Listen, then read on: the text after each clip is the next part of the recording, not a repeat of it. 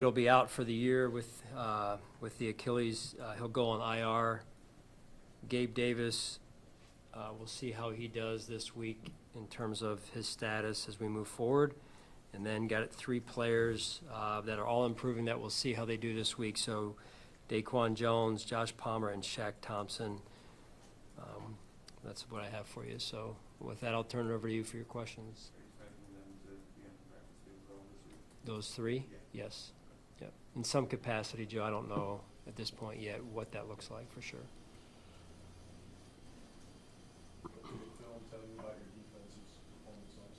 I thought they played really hard. Played together. There's a couple plays in there that I know I want back, and I'm sure they want back as well. All in all, it was a heck of an effort. I know there's a lot of good to focus on, but what happened on the 4th down, that 4th and 17th play? What was the breakdown? Yeah, just rushing coverage. I mean, when you have that amount of time, it's hard to cover for that long. In theory, you know, if we cover a little bit better, if we rush a little bit better, those two can marry up like they were for most of the game. Some of the big plays is where it broke down, that one included. So those are things we need to get corrected. Speak about Maxwell kind of getting thrust back into it, the game like that. I know it's the second game back, big moment for him. How do you think he handled the process leading up to that game, and then asking to play 50% of the snaps against that team specifically in game? What did you notice? It was not too big for him. That's a good thing, and again, he's got a really good support group around him, from his coaches to his teammates, and he's a team guy, so he knows he has to earn his way, and that's an important piece, important part of his mindset. So just good to see him have success. I'm sure, you know, helps his confidence, and sometimes you work hard, you don't always see you don't always get a breakthrough moment like that early, so that's good. Now we got to go back to being humble and staying with his process. Yeah, one day at a time. Don't know for sure. Kind of like those other guys. I failed to mention them, so yeah. How did you feel that Cam Lewis filled in for Cam? He did. Yeah, I thought he did a good job. Cam's a competitor.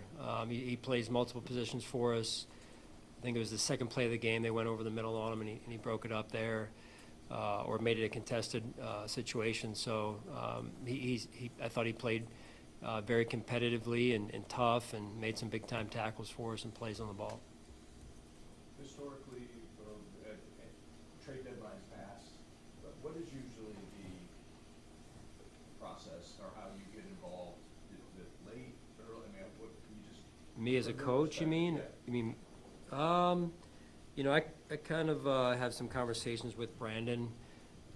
You know, he really runs the point on it. So you know, he'll brief me on some things, maybe some thoughts, maybe some kind of irons in the fire that he wants me to kind of wants my opinion on. So he'll have me look at someone or a couple of guys. So that's kind of my involvement on it. Like I said, he runs point on it. So. Does he come to you with these things, or do you come to him? Meaning, is it, just trying to guess what the relationship might be, because there is such a bond. If they do acquire somebody, or you're about to lose somebody, Yep. this is going to affect your day-to-day life, organizations, but it's his job to go get that guy. So I'm just wondering, like, does he just let you know when something's close, or do you?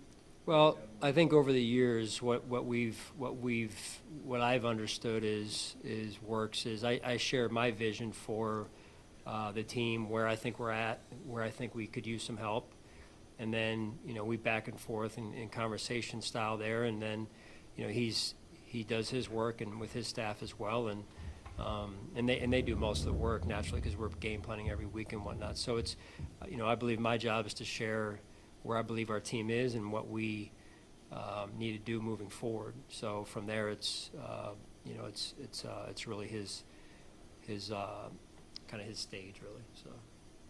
Coach, I know trench play is very important to you. The offensive line had another good game against a top 10 defense. How important is Aaron Cromer to your operation and what you do? Yeah, He's highly important. He's a ton of experience coaching offensive line, coaching on offense overall. Once being a coordinator as well, so I think that helps. He can see the big picture, and I'm sure Joe would echo the same sentiments about Chrome. And quality coaches like that are hard to find. So it's been a great reunion, if you will, and with him and his family here, I've enjoyed like our family getting to know his family, and he's been a big asset to us. You mentioned going down last night how other guys really step up in that sort of game. How do you feel about that group? Joey and Greg had a big night last night, but how do you feel about the group behind them?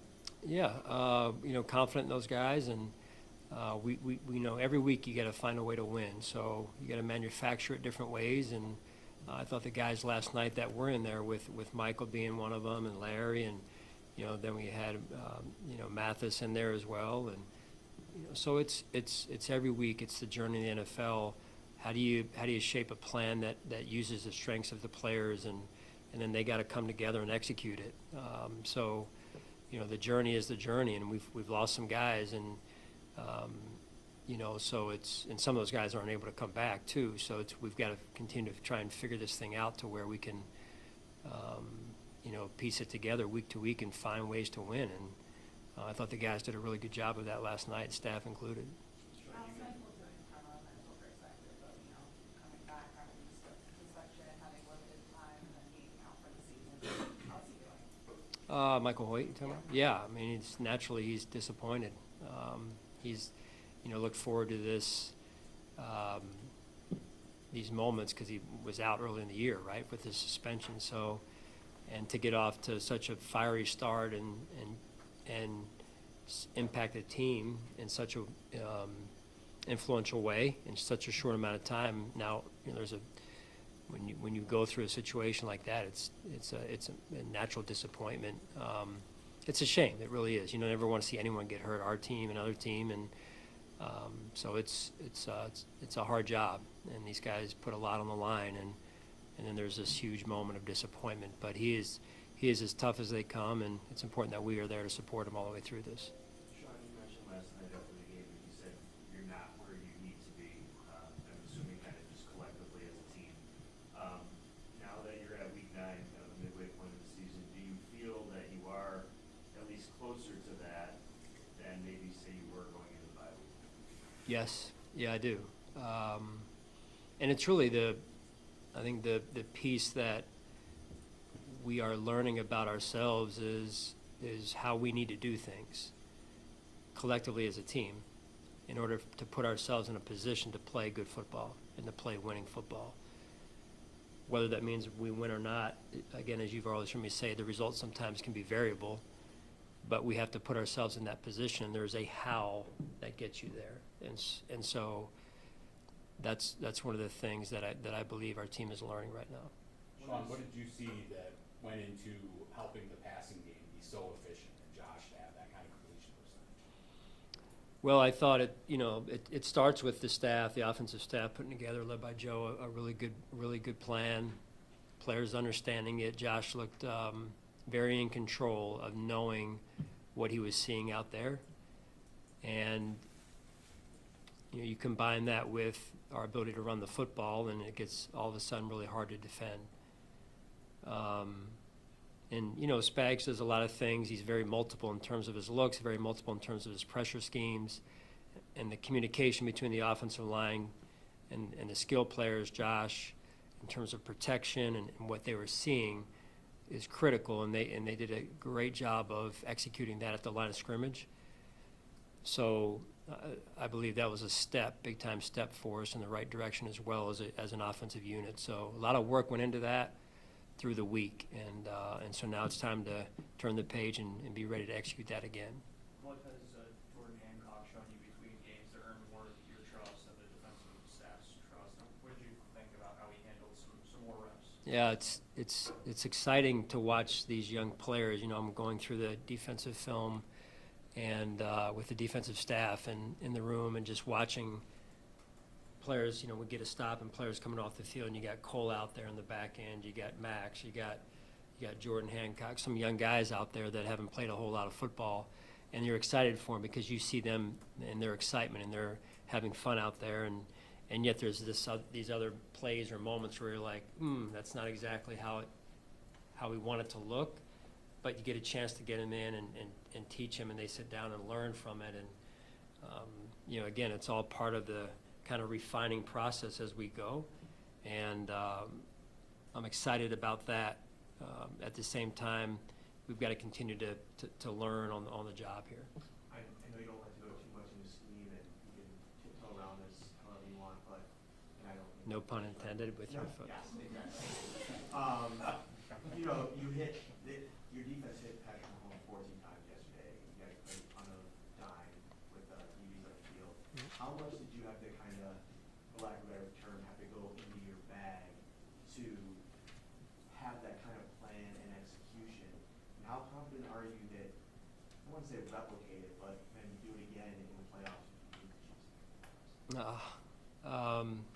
One game at a time, I would say. That's kind of the general blanket statement. It's really trying to win one game at a time, though. It really is. And sometimes plans stay the same. Sometimes plans change.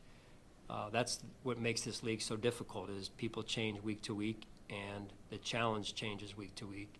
So, and sometimes your personnel, through injuries and everything, and what you have available to you, you may want to do something, but you don't have certain players healthy enough to do it. So you have to find another way. That's what I meant by, part of what I meant by saying we have to figure out a way to win every week. So it's a moving target, if that makes sense, but it's also part of the challenge every week that we as a staff look forward to, and I think our players do also, because these guys are raised by continual challenges that are out in front of them every step of the way, and you saw our team respond to a pretty darn big challenge last night. You were asked about the defense, and you talked about the attitude. It seemed to be that there was an emphasis or kind of a visceral reaction when you used the word attitude. Is that limited to your defense, though? Is this maybe an organizational or the entire roster? Like, you feel you're playing with your attitude or your identity is now coming around? I would say yes. I would agree with that. It's a collective mindset that the team is beginning to take on, and I think enjoy being kind of wired that way. So that's a good thing. That needs to continue, though, because winning is hard enough. Schemes are one thing, but how you do things it connects everything else that we're trying to do. Scheme, ball, taking care of the football, all those things are connected through this identity of how we do things. Sean, and we've asked a couple of times about Dorian Strong. Do you have any more clarity on his situation? I do have some more clarity. It's not good in terms of the reports and everything, so I don't want to get into where it may go, but it's not moving in the direction we would like it to at this point, but I'll stop there just out of respect for Dorian at this point. We've just been, he and I have had some conversations over the last few days, and I wish the reports were better at this point, but that's where we're at right now. So. Speaking of directions, TJ Sanders, I know another week here, we're approaching when he can maybe get back. How's he trending? Yeah, seems to be moving in a good direction. It's one of those deals where, sometimes as we get closer to being on the green light, if you will, I'll get more communication from the medical staff, from the trainer, Nate in this case. Right now, I'm not getting a whole lot from them, which means we're probably still a little bit in the middle of it. With, a week, 2, maybe 3, I'm not really sure yet, so I don't really have a better, more definitive answer for you. All right, thank you guys. Coach.